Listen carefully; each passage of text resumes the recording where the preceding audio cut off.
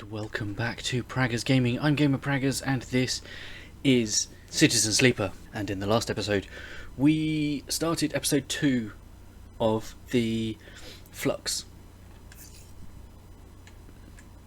storyline. So we got knocked out of bed by an event which has been called the Flux, which affects electrical systems. Now, obviously being a sleeper, we are included in that. But we came out to the flotilla, which we now have access to because the cordon has gone. And we met the captain of the Pilgrim Seed, a man by the name of Sol, I think his name was. Yep. He's asked us to try and make peace with the other captains.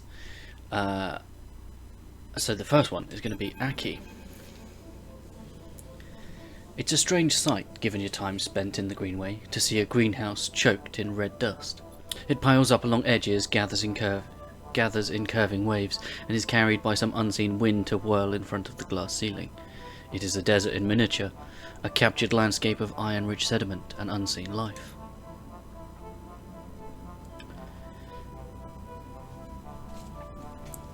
I will need to just do a quick restart of the game after this. Beautiful. I don't really have a voice yet. Beautiful, isn't it? The remark comes from another figure standing at the viewing window, so quietly that you didn't notice them. Did they just arrive, or were they here before you were? Their cloth-swaddled form reveals little.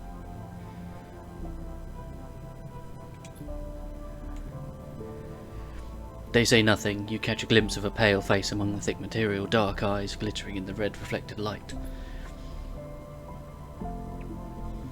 They turn to you as the dust swirls. Aki.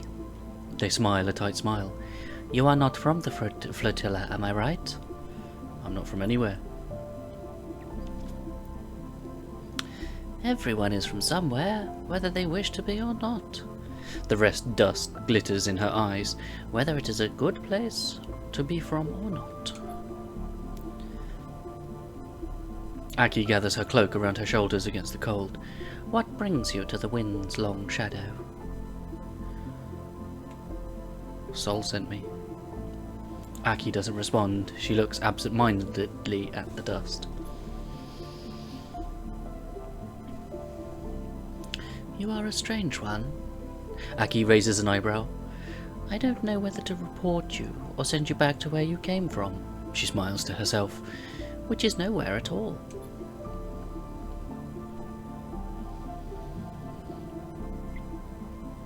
You glance around the empty corridor, suddenly aware of how quiet it is on the ship. Unlike the other ships you have been on the flotilla, there is a silent order to the wind's long shadow, and in this moment it feels unsettling. Where is everyone? Aki waves a hand. Asleep, mostly. It is night on step, and so it is night here. She rubs her shoulders. At least for those of us who can sleep. Step? Aki turns away, irritated, eager to change the subject. Oh god, Ember step. You hear a creak as a set of shutters slowly begin to close across the glass ceiling of the greenhouse. As you watch, you feel the dissonance this place has with that word. There is nothing green here. A dust house, perhaps?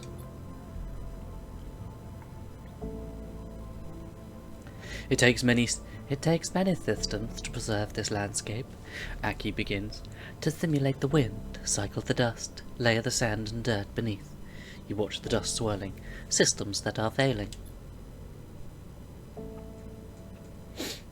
The Flux event, Aki glances at you for a sign of recognition at this term, is eroding our ability to keep this place alive, to keep these traces of step alive. She smiles to herself. Which is ironic, because when we left Step, the Flux had eroded our ability to survive on the moon. Now the situation is reversed. Away from the moon, its ecosystems are as fragile as we were, living upon it.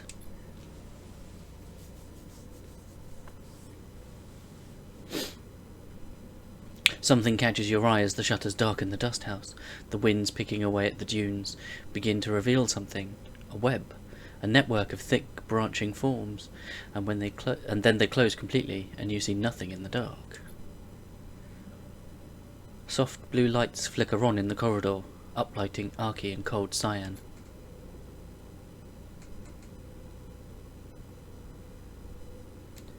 You have piqued my curiosity, but I am so tired, Aki shivers.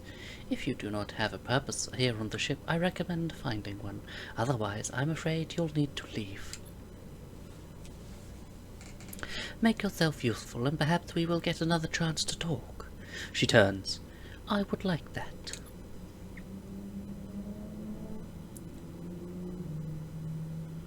With that, Aki pads away down the corridor. You stand for a moment in front of the dark dust house, trying to imagine the network of roots under the sand and dust, and then trying to imagine the moon that once housed them. Okay. So we've got tasks. Make yourself useful, so we can add 2 to it. With a potential bad of losing some energy. And we've got the docking access with unfinished business. Sole shipment of supplies sit partially unloaded, the crew absent. If you want to help, the best way would be to finish the job. But we have no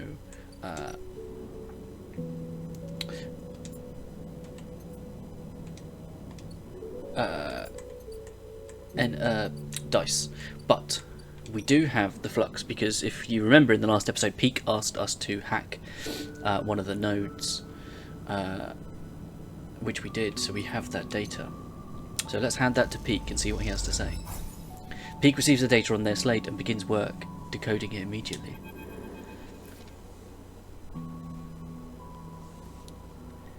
I was going to restart, wasn't I? Whoops. Sleeper, come look at this. Peake is poring over one of the displays on the makeshift decoding suite they have set up in the Climbing Briar's cargo bay. On the screen, a clump of data pathways, like an ingrown root ball, has started to untangle. This is an existing node, corrupted by the event. It's totally twisted up. They glance at you to check you are listening.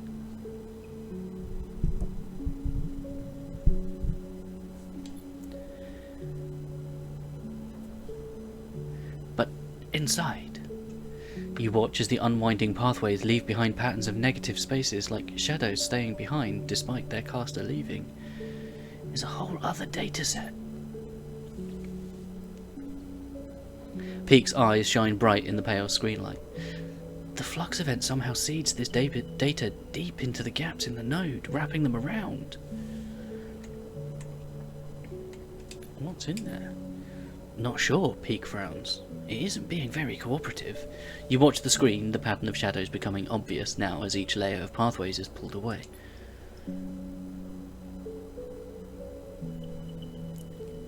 The Flux event itself really did a number on unprotected nodes like this one. Most of the ice systems are screened against radiation and interference, but those exposed nodes? Peake makes a ripping motion with their hands. Torn apart.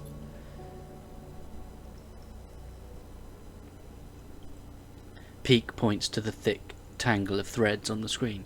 Look here, it looks like it's been tangled purposefully, but it's actually that all the points within the node have been randomly rearranged. It's as if the node was a bag of ball bearings and the Flux shook them. The pathways tried to account for the rearrangement once the system came back on, hence the tangle. Peake pauses as the node continues to unwind.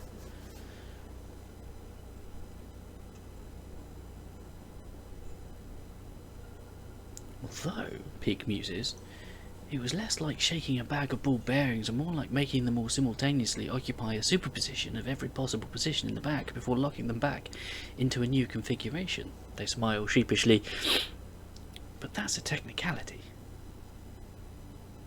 Does any of this help us?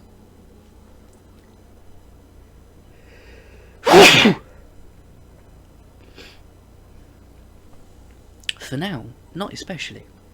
It explains the damage Flux does to systems, but the method is an exotic one. Peake runs a hand through their hair. What we need to know is what is causing it. Where is it coming from? Peake turns away from the screen, meeting your eyes. And there's something else. They pause. Have you spoken with the refugees? A little. Peake lowers their voice instinctively. What they are reporting: massive system failures, cascading collapses of life support, of terraforming systems, total data corruption. Peake swallows.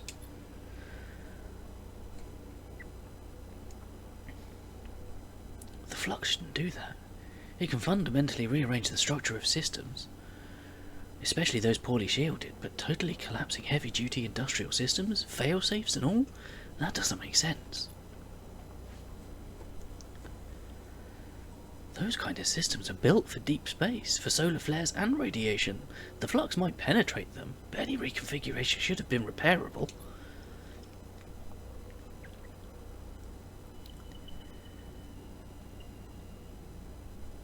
Peake looks back at the screen, where the decoding node lies almost fully open. A shadow pattern of the negative spaces that existed within its scrambled interior darkens the screen, like a set of bruises showing the pattern of the object that made them. I need to look into something. I have an idea what might be causing this wave, triggering the Flux, but I need time to research it. Can I help? Peake shakes her head. I'm sorry, Sleeper, but I want to keep this to myself for now. If you need something to do, the flotilla could surely do with the help. From what I've heard from Esh, things are tense there. Where is Esh? Peake glances around the bay.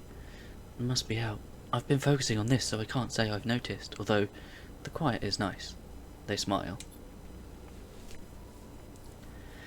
Give me some time, Sleeper. Peake turns back to their console.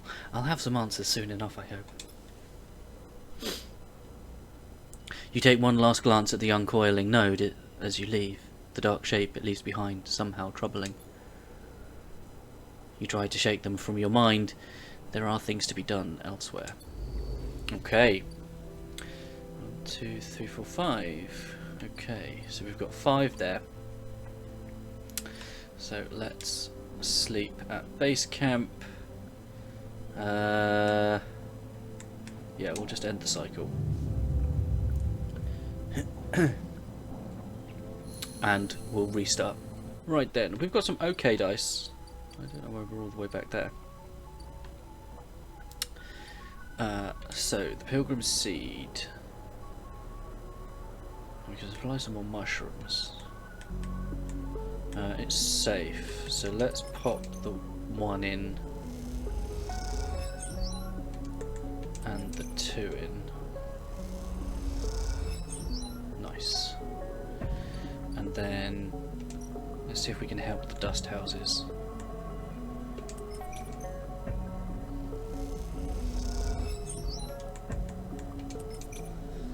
Okay. There we go, and then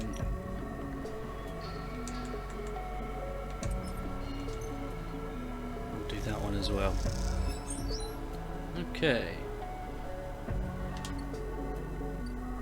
And that's all we can do.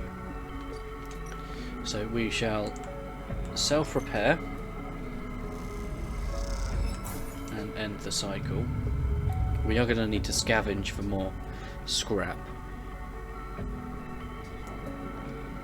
And we need some energy, so let's put that in. And that in. There we go, that's more like it. Come down to the wastes. Okay. That gives us another day.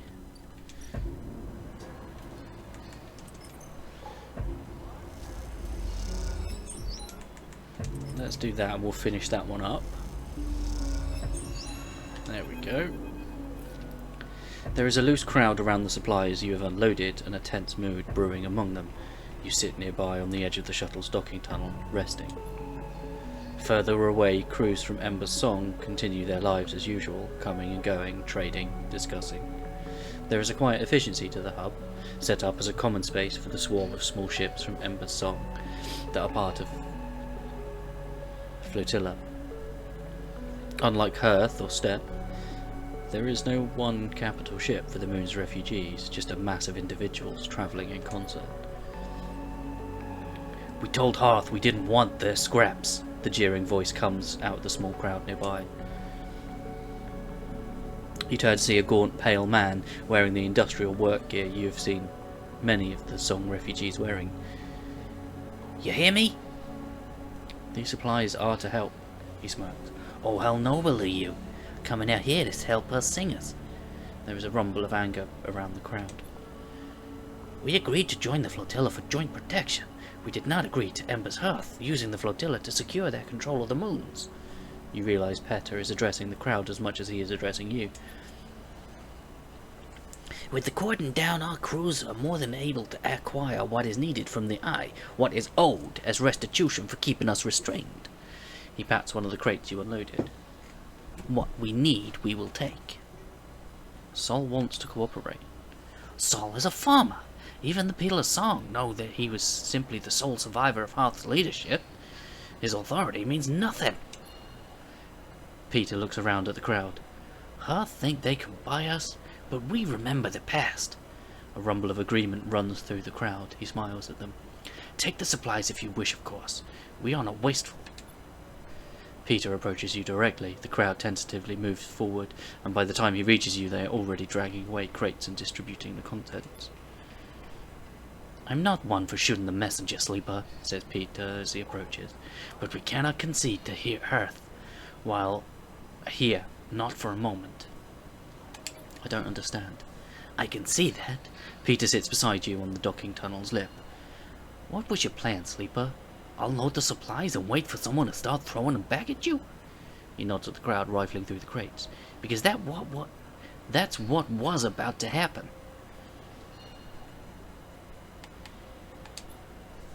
"What do you think happened to the crew of this shuttle?"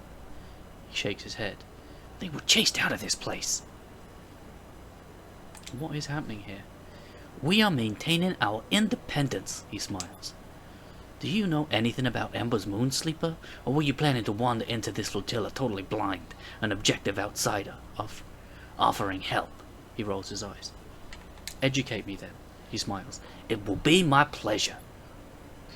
I'm going to assume you know the basics. The gas giant Ember has 7 moons. The 3 biggest are Ember's Steppe, Ember's Song, and Ember's Heart." He winks. "We can cover the 3 sisters next session." Steppe was the first to be settled, a contract old Solheim gave to the terraformers Cybele Systems when they first claimed the Helion system. That's way back when. Steppe was a testing ground, and like most testing grounds, it didn't turn out too well. A partial atmosphere, slowly sloughing off each orbit, a dysfunctional ecosystem, and a whole load of dust-clogged settlers. The place is a miserable desert long past its best before date. So Cybele moved to Hearth, where they redoubled their efforts. The subsurface ocean and some balmy tidal heating helped, allowing them to build a real atmosphere, a real habitable world, a fact that the typical Hearth colonist won't ever let you forget. How did Cybele achieve such a thing, you might wonder? Well, that's where we come in. It's that same old rule of surrogacy, the one humanity built our universe on. Peter claps a hand to his chest in mock pride. My moon, Ember's Song, is a sulfur-soaked rock covered in volcanoes, tidally heated by its inner orbit to sweltering temperatures, exactly the kind of crucible you need to fuel a terraforming project. Energy, industrial fuel, Song provided the raw materials for Hearth. Peter grimaces. Willingly or not. And the crucible requires people to run it, us singers, born into a flaming pit and asked to stoke it so others might live in a paradise in the making. That's what we had to endure until Solheim brought everything down. Peter rattles off his speech from memory, and you wonder how many times he's delivered it. No Solheim, no contract. No contract, no Cybele. And no Cybele meant 3 moons suddenly independent. Peter shakes his head. It was a war, Sleeper, sometimes hot, sometimes cold, and unsurprisingly, Hearth and Steppe came out of it better than us. Yet, Peter holds up his upper hand. They need us, Sleeper, always have, and so we are the linchpin. We are the center around which the moons orbit, not swirling ember. We've resisted takeovers, sieges, and expansions, and now we'll resist this. Half the people on these ships think the flux was caused by Hearth, intentionally or otherwise. I have to say, some cycles I agree. So before you come here to hand out supplies like a good soldier, maybe educate yourself. But you abandoned some. Peter bristles. I want you to imagine what it is like to try to live on an airless volcanic rock when every system that sustains you starts shutting down. He spits and wipes a sleeve across his mouth. We abandoned nothing.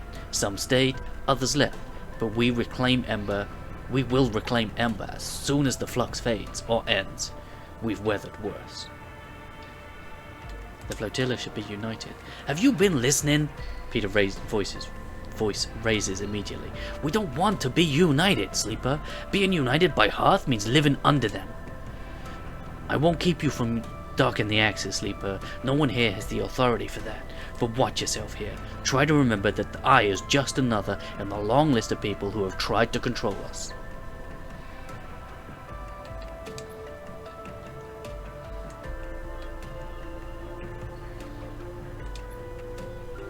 Peter sighs. Look, we are many, and we have many needs. Ships come to this docking access for repairs, for requisitions, for friendship. You can provide these as well as any singer. If you want to help your own name. Help in your own name, Sleeper, not in that of Hearth. Peter shakes his head. Carry that name here, and you will lose all trust. Be as we are, act in your own name alone. Peter puts a hand on your shoulder and stands. I hope I didn't just waste my time here, Sleeper. And with that, he walks away, back to the shrinking crowd that is distributing the last of the supplies amongst the crews present. You watch them pass the food and water between them, no signs of conflict between the crews, just a careful distribution of resources. Peter chats with a few crews, each of them casting looks in your direction, ones that reveal little about the singer's intentions. You stand. It seems the tension on the flotilla run much deeper than you expected. This won't be easy. Okay. Ooh. Ooh. So we can do both of these.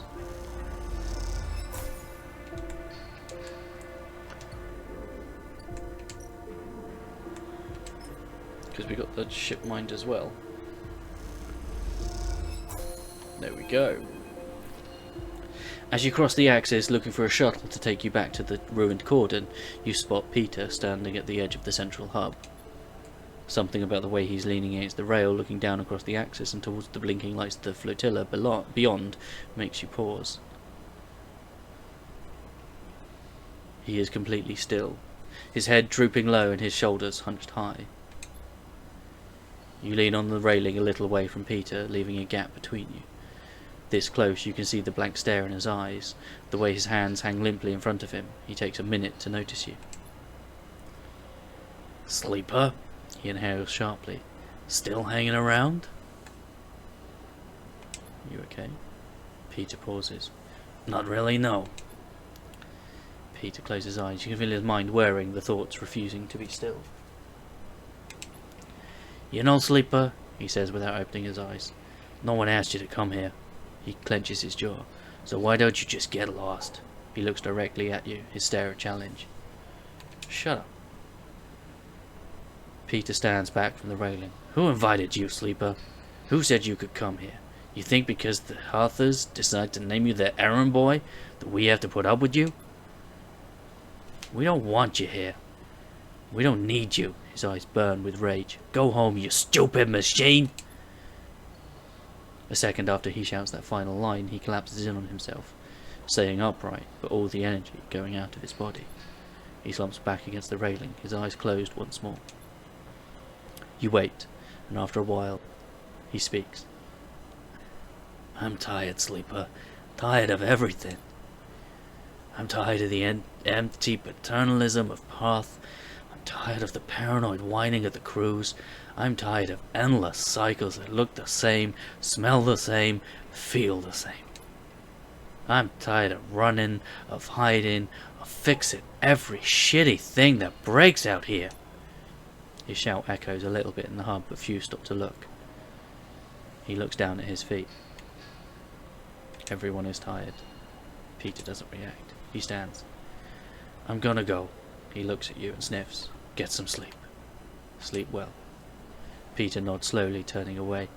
He raises a hand and drifts away towards the centre of the hub. You turn back to the railing, not wanting to watch him go. Seeing him like this, you prefer not to stare. The traffic of the axis rumbles on as you watch. Under an endlessly shining sun, the same air recycled through all of these lungs, the same dust gathering, speck by speck on the windows. You take a sharp breath, stand straight and get moving, before the inertia of it all gets to you too. Yikes. Okay. Okay, so there's stuff to do there. What do they give? We could lose cryo, we could lose energy. Okay, the dust houses. Yeah, we still need to do that. Peake needs a few more cycles. That's fine. So let's use one of these and end the cycle and see how we're doing.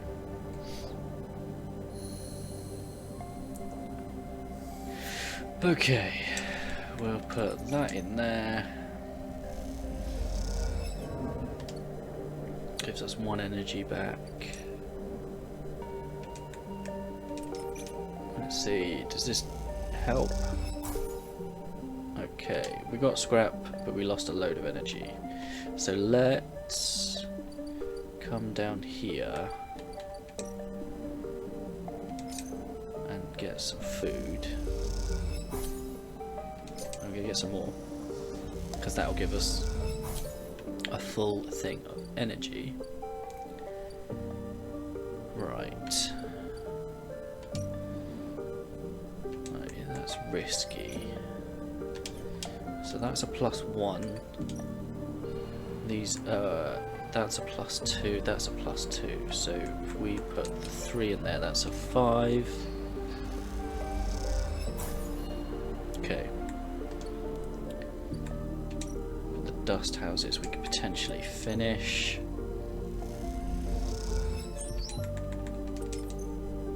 Yeah, boy! There we go. And we got 5 cryo, so we can speak to Aki again. I've seen you've been contributing. Aki stands next to you at the dust house window. I was unsure what to expect when we joined the flotilla on this voyage to the Eye, but after the journey across the system, then the quarantine, and then the Flux reaching all the way out here too. Aki stops herself. Thank you. She bows a little.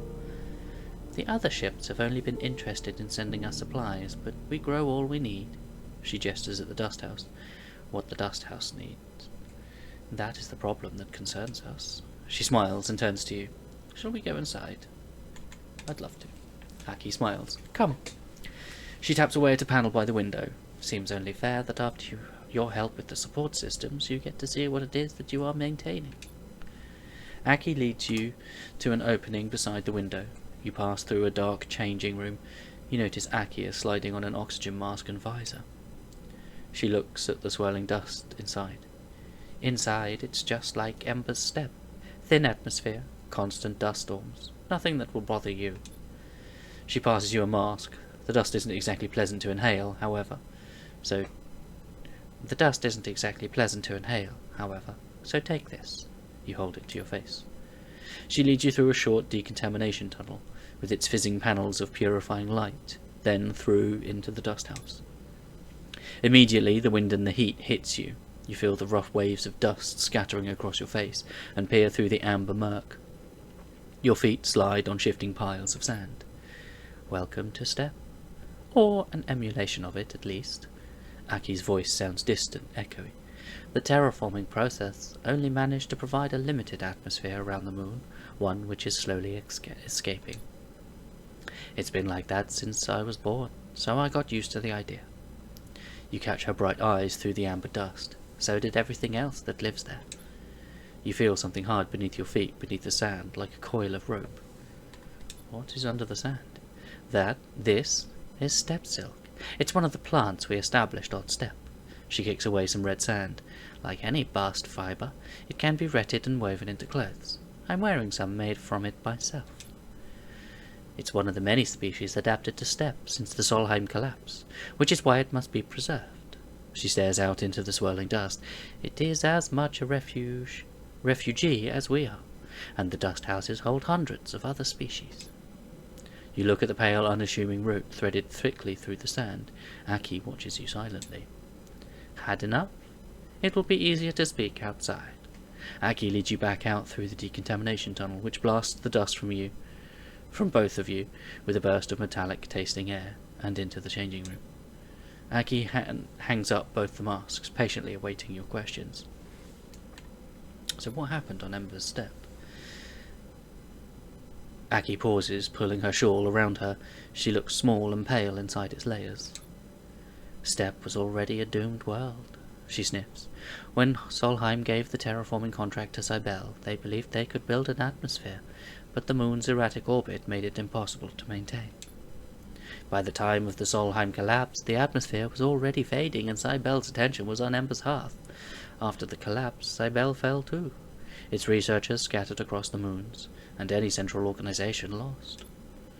Since then, my parents' generation worked tirelessly to survive, to adapt what we had to the failing moon. The steppe silk, the other adapted species, are the life's work of the steppe's colonies. So when the flux started to collapse our computer systems, corrode and destroy our life support, our water supply, our agriculture, we had to leave. Aki sits heavily on a nearby bench. Soon the only traces of steppe will be on this ship. Aki begins to cry quietly. You are unsure what to do. You sit on the bench beside her as she sobs. You understand why this ship, why the refugees from steppe are so important. Oh, it's so different. Their world was already dying when the flux arrived. Ember's steppe is a terraformed moon, a partial atmosphere, established colonies, agriculture, and yet when the flux event started, its people had to leave. You think of the eye and the delicate web of decaying systems it rests upon. What hope does a ruined station have against a wave that corrupts, corrodes, and collapses? Aki interrupts your thoughts, rubbing her eyes. Not everyone left. There wasn't room to take all the people and fill the dust houses. My parents, their friends, and many others stayed. She sniffs. We carry the steppe for them. Perhaps there is hope. We learned not to talk of hope on a dying world. There is meaning for them, and any future they can build with the time they have. She stands up. I wanted you to understand the importance of these dust houses, of what they contain. She leads you back out into the corridor. If the flux events continue to reach out to the eye, we need to build protections to ensure their safety. Aki meets your eye. I can help. Aki smiles weakly. I knew it. You will be welcome on the wind's long shadow whenever you wish. These dust houses are already decaying. I have seen it. She stares into the dust. We had thought that they would last longer, but that last flux event. Help us. Aki looks at you. Please. I will. When you are ready, we will begin the preparations for reinforcing the dust houses. We need to be ready for the next flux event. Aki's eyes shine with the last of her tears. She takes a breath. I will see you soon. Aki drifts away down the corridor, leaving you alone once more at the viewing window, watching the ragged, delicate traces of the moon known as Ember's Steppe.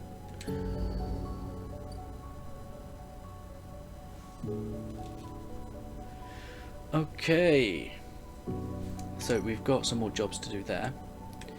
Preservation. Ooh. But we shall continue that in the next episode. For now, thank you for hanging out. Don't forget to leave a like on the video if you enjoyed it. If you haven't already, please consider subscribing to the channel, ticking the bell so you know when new videos go live. In the description is a link to the channel Discord. Feel free to come and talk about the games you're playing, the games I'm playing, games in general. I'll catch you in the next one. Peace!